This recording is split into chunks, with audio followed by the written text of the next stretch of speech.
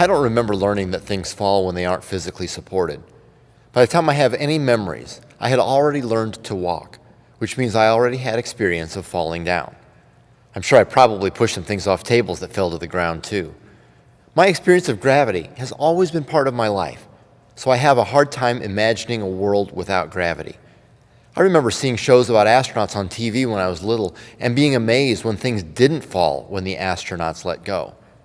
Seeing people in an environment without gravity challenged things I believed so deeply that I didn't even know I believed them. I didn't know there was any other way. I think the same thing is true of my beliefs about ownership. I don't remember when I started grabbing things and saying, mine, even when they weren't mine. I also don't remember when I started to think that having more would make me happier. I think my beliefs formed before I had memory. I do have lots of memories over the years of pouting at my brother's birthday party, wondering why I didn't get presents too. I was quite a bit older before I met people who lived by a different set of rules. They didn't believe in the gravity of more, and as a result, they weren't bound by its force. By ignoring gravity, it ceased to have any power over them, and they could fly, so to speak. The son in the story from Luke believed in the power of more, so he was bound by its gravitational force. What would it take to break free? In his case, he doubled down on more. He trusted it, only to discover it didn't continue to work. Pushed to its extreme, the gravity stopped working. Surely there's a way to break the power of financial gravity without going broke. There is a way. It is to understand that nothing is really yours, but you are a steward for God, the true owner. Tom Berlin, the author of this study, tells the story of his 50th birthday when friends gave him a large sum of money to give away. He procrastinated a long time because he felt the weight of responsibility of handling someone else's money. Eventually, he realized he wanted to multiply their gift, so he matched, dollar for dollar, what others would give to various charities. The point is that he handled money differently when he knew he wasn't the true owner. How would I handle money if I really believed that everything I have, every dollar I make, every drop of talent and work ethic and opportunity all come from God? That line of thinking leads toward generosity. When you see God as the source and true owner of all you have, it doesn't take much Bible scholarship to see He wants you to share it. When you take that leap of faith, you'll find that money doesn't have the same power it used to.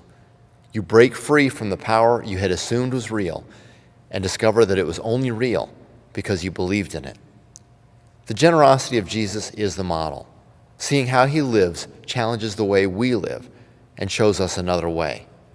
He had everything, the fullness of God and God's power, complete with a comfortable life in heaven. He emptied Himself and became obedient to death, even death on a cross. Read through Philippians 2, verses 3 through 8, to see Jesus and His mindset more clearly. I'll talk to you again shortly.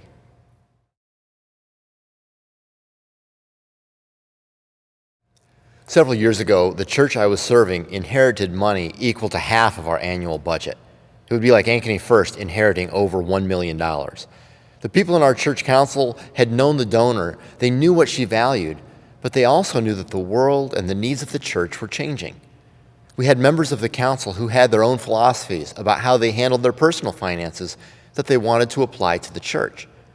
A couple of times during the process of discerning how to use the gift, I remember a saying from one of my mentors: "Not enough money and too much money are exactly the same stress, so you might as well have too much money." It kept me going on the harder days of deciding what to do. In a situation where we were so clearly working with someone else's money, we could really see what we valued in our efforts to be good stewards. We're about to lead you through an exercise where you can play the part of various points of view on how to steward someone else's money.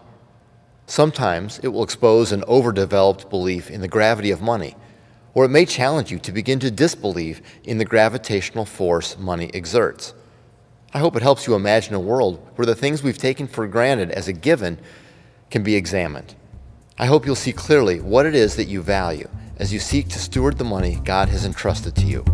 Have fun in the process.